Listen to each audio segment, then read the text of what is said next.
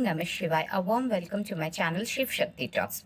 আজকে আমরা monthly horoscope নিয়ে আলোচনা করব। আজকে এরিস মেষ রাশি এই মান্থটা মাসটা কেমন যাবে। তো ফার্স্টে যেটা আমি বলতে চাই যে এই মে মাসে মেষ রাশির যে জাতক জাতিকাদের কিন্তু একটু মিক্সড রেজাল্ট যাবে। 15th মে অবধি একটু চ্যালেঞ্জিং সিচুয়েশন।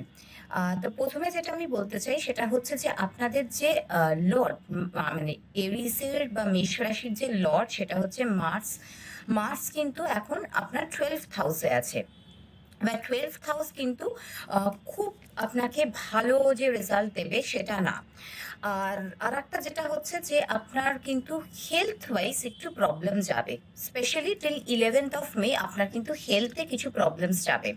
তাই 11th মে অবধি বলবো যে একটু নিজেদের হেলথের ব্যাপারে কনসিয়াস থাকবেন। প্রবলেমস ইন দ্য সেন্স দেখবেন আপনার হেডেক হচ্ছে, আপনাদের কিছু স্টমাক রিলেটেড ইস্যুস হচ্ছে, হেলথ মানে জ্বর আসছে, একটু জ্বরের প্রবলেম হবে, কিন্তু কনস্ট্যান্ট হেডেকটা আপনার মাথা ব্যথাটা থেকেই যাবে। তো এই জন্য 15th মে অব্দি অ্যাটলিস্ট একটু আপনি নিজেকে সাবধানে রাখবেন, একটু নিজের হেলথের ব্যাপারে কনসিয়াস থাকবেন। তারপরে আফটার যে 11th মে এর পরে আপনার যে রাশির যে লর্ড, দ্যাট ইজ আপনার রাশির লর্ড হচ্ছে মার্স মুভ করছে ফার্স্ট হাউসে। ফার্স্ট হাউস হচ্ছে তার নিজের হাউস। সো কম্প্যারেটিভলি আগের তুলনায় বেটার রেজাল্ট দেবে। তো তখন আপনার হেলথ কিছুটা ইমপ্রুভ হওয়া স্টার্ট হবে। কিন্তু যেহেতু এখন মানে রিসেন্ট কন্ডিশনে মানে কারেন্ট কন্ডিশনে মার্স বসে আছে আপনার 12th হাউসে, অ্যান্ড দ্যাট টু স্যাটার্নের সাথে। তাতে আপনি বুঝতেই পাচ্ছেন যে 12th হাউসে উইথ স্যাটার্ন কন্ডিশনস খুব একটা ফেভারেবল না, সেখানে হেলথটা খুব ভালো রকমের ইম্প্যাক্টেড হয়। তাই জন্যই আমি বারবার আপনাদের হেলথটা নিয়ে বলছি। আফটার 11th মে যখন আপনার মুভ করবে ফার্স্ট হাউসে মার্চ, তখন কিছুটা হলেও বেটার হবে। বাট 11 to 15 এই টাইমটা আমি বলবো একটু আপনারা কনসিয়াস থাকবেন, কারণ বিটুইন 11 to 15 আপনার ভীষণ একটু অ্যাঙ্গার ইস্যুস হবে। সো এটা একটু বেশি আপনার মানে অ্যাঙ্গারটা অনেকটাই বেশি হয়ে যাবে, মানে যেটা আপনার কন্ট্রোলের বাইরে চলে যেতে পারে। তাই জন্য বিটুইন 11 to 15 একটু নিজের অ্যাঙ্গার ইস্যুসটাকে কন্ট্রোল করার চেষ্টা করবেন। এটা গেল আপনার হেলথ ওয়াইজ। এবার যদি আমি বলি যে আপনার কেরিয়ার ওয়াইজ কেমন যাবে, আবার সেম কেরিয়ারের জন্য আপনার যেহেতু এখন আপাতত 12th হাউসে আছে, কিন্তু আপনার আমাদের যেটা কর্মের লর্ড কে, কর্মের কারক হচ্ছে স্যাটার্ন। আপনার স্যাটার্ন এখন কিন্তু আছে 12th হাউসে, ঠিক আছে। তো স্যাটার্ন আপনার 12th হাউসে নিজের নক্ষত্রতে থাকছে 17th মে অব্দি। আফটার 17th মে স্যাটার্ন মুভ করে যাচ্ছে কিন্তু মার্কিউরি নক্ষত্রতে। সো মার্কিউরি নক্ষত্রতে যখন আমরা স্যাটার্ন মুভ করছে তখন কিন্তু মানে আপনার মানে 17th মে এর পর একটু বেটার হবে। বাট বিফোর 17th মে আমি বলবো আপনি দেখবেন যে আপনার একটু বেশি হার্ড ওয়ার্ক যাচ্ছে, একটু বেশি মানে দৌড়াদৌড়ি করতে হচ্ছে, হার্ডওয়ার্কটা একটু বেশি করতে হচ্ছে, এবং যতটা হার্ডওয়ার্ক করবেন সেই তুলনায় আপনি কিন্তু রেজাল্টস একটু কম পাবেন। কিন্তু আফটার 17th মে সিচুয়েশন একটু বেটার হবে। স্পেশালি যারা জব করে, যারা বিজনেসে নেই, যারা জব করে তাদের জন্য আফটার 17th মে একটু বেটার রেজাল্টস হবে। কিন্তু যারা বিজনেস আছে তাদের জন্য একটু চ্যালেঞ্জেস থেকেই যাবে। এবারের এই মান্থটা কিন্তু বিজনেস যারা করছে তাদের জন্য একটু চ্যালেঞ্জিং হবে।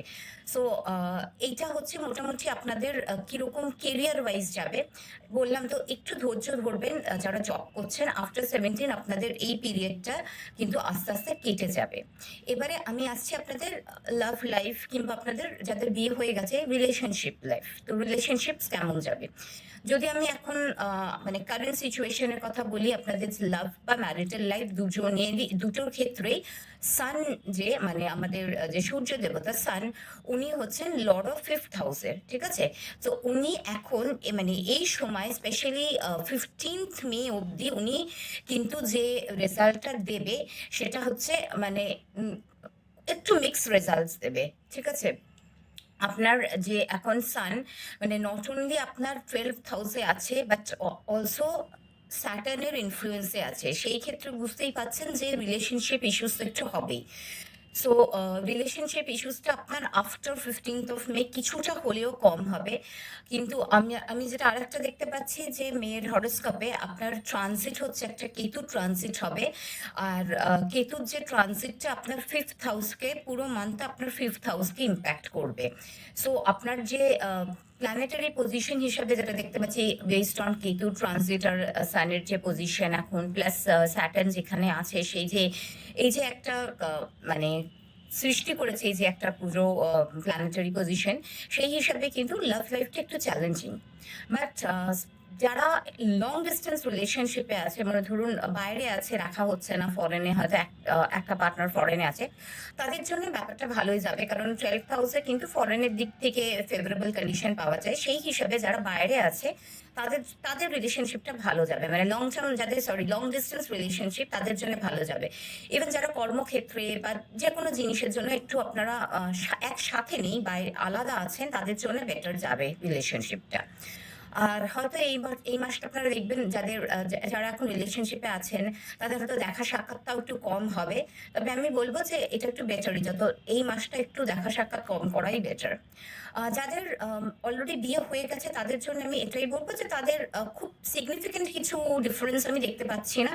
অনলি যেটা আমি বলবো যে একটু আর্গুমেন্টসটা এড়িয়ে চলুন, কারণ কিছু কিছু মিসআন্ডারস্ট্যান্ডিংস হওয়ার চান্সেস আছে।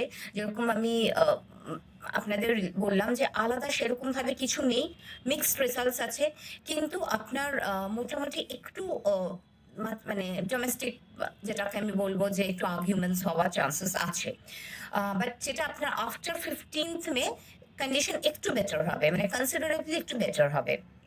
এই মান্থটা আপনাদের ম্যারিড লাইফটা যদিও নর্মাল গেছে, কিন্তু আমি বারবার বলছি যে 15th অব্দি আপনারা একটু ধৈর্য ধরুন। আফটার 15th আপনারা দেখবেন যে থিংস উইল চেঞ্জ।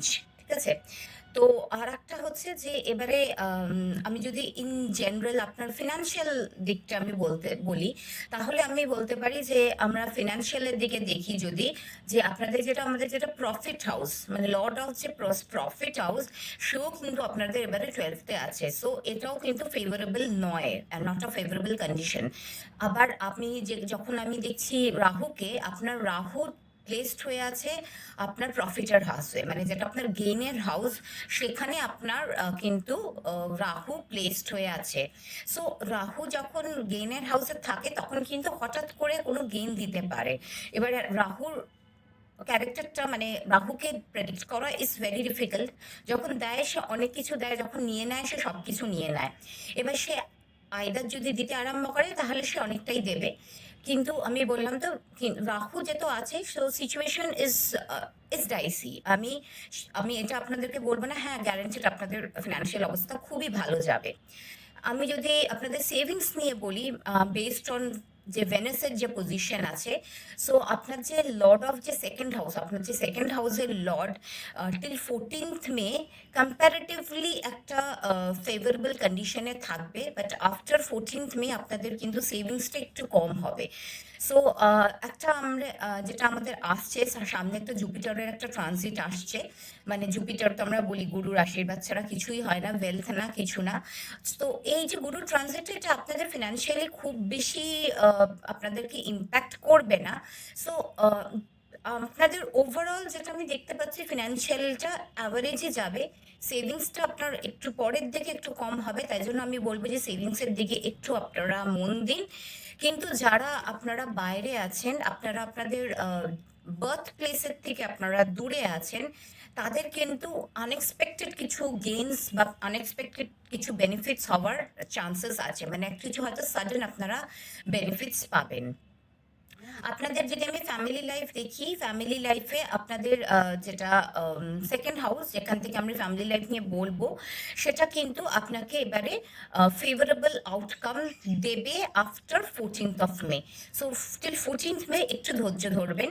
একটা ট্রানজিট আছে ভেনাসের, যেটা আপনার ফ্যামিলি লাইফের জন্য কিন্তু অসপিশিয়াস হবে। আবার স্যাটার্ন অ্যাসপেক্ট হচ্ছে আপনার দৃষ্টি দিচ্ছে সেকেন্ড হাউসকে। সো এখানে আপনার যেটা একটু অ্যাভারেজ হলেও, কিন্তু সেটা আস্তে আস্তে আপনার কেটে যাবে যত মানে আফটার 14th মে। ঠিক আছে? এইটা আপনাদের ওভারঅল আমি বললাম যে এবারে মেষ রাশি বা এরিজের কেমন যেতে পারে এই বছরটা। এবারে আসছি যে আপনারা কি করবেন? কি করলে আপনাদের জন্য এই মাসটা এই মাসটা আপনারা কি করলে আপনাদের জন্য ভালো হবে? একটা ছোট টোটকা সেটা হচ্ছে আপনারা মানে একদম ম্যান্ডেটরিলি হনুমান চালিসার পাঠ করবেন, এভরিডে করবেন, ৩ বার করে করবেন। মঙ্গলবার করে আপনারা হনুমানজির যেকোনো হনুমানজির মন্দিরে যাবেন। সেখানে লাড্ডু ভোগে দেবেন। দিয়ে আপনারা সেখানে বসেই লাড্ডুটা হনুমানজির সামনে রেখে সেখানে বসেই আপনি ৩ বার হনুমান চালিসা পাঠ করবেন এবং তারপরে সেই লাড্ডুটা কিছুটা ঠাকুরের ওখানে রেখে তারপরে ওখানে যদি কোনো পণ্ডিতজি থাকেন ওনাকে দিলেন। দিয়ে বাইরে ২-৩ টে লাড্ডু বাইরে আপনি ডিস্ট্রিবিউট করে দিতে পারেন যেকোনো মানুষে, মানে যদি কোনো নিডি মানুষকে দিতে পারেন খুব ভালো, কিংবা কোনো বাচ্চাকে দিতে পারেন খুব ভালো। সো মন্দিরের বাইরে সেই লাড্ডুটা দিয়ে দেবেন। প্রত্যেক মঙ্গলবার করুন এটা। আপনাদের দেখবেন আপনাদের কন্ডিশন অনেকটাই বেটার হয়েছে। আশা করি আপনাদের ভালো লাগলো ভিডিওটা। আমি যাদের বাকি যে হরোস্কোপে জোডিয়াক সাইনগুলো আছে বা রাশিফল আছে সেইগুলোকে এই মাস কেমন যাবে সেটা নিয়ে আমি আমার পরের ভিডিওগুলোতে আসছি। নমস্কার, ভালো থাকবেন।